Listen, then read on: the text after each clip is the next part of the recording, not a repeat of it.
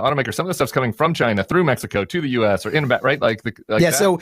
So just last week on Cato, my RA and I did a blog post on the automotive sector and North American automotive supply chain. And we had this nice little map that we showed a single product because Bloomberg went out, good for them. They actually tracked a single product that crossed the border several times to go into a car seat. So in the olden days, so pre these executive orders, that widget, it was a capacitor, could actually cross the US-Mexico border the 5 times that it did, end up in a car seat, and have 0 tariffs applied.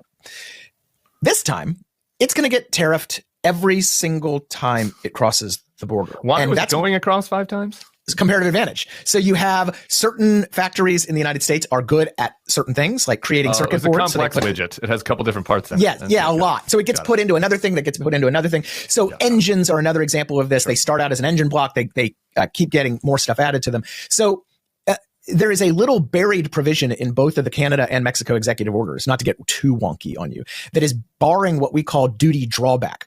This is a system that effectively allows importers to not pay duties if they're exporting the same thing they just imported. So let's say you import an avocado, you make guacamole, you put that in a container and you export the guacamole, you can actually get a refund on the tariff you paid on the avocado. We call that duty drawback. Makes perfect sense because it's not actually entering the United States for consumption. You're actually just processing it. And we want to get that processing value, right? So that's normal.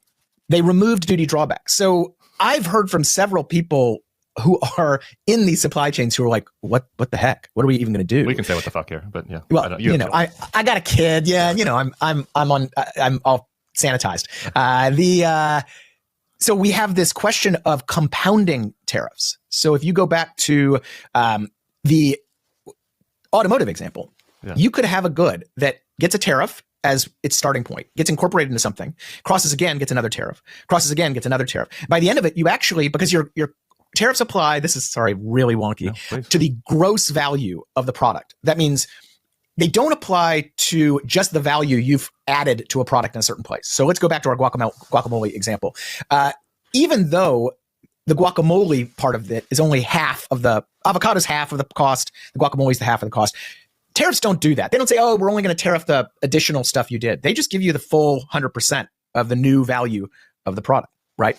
So you're effectively, because of this system, which makes sense, it's hard to determine value add at the border. Nobody's going to do that. So because of the system, though, you can end up with tariffs that are just kind of exponentially increasing because these things cross the border so many times. Well, that's going to do good things for prices.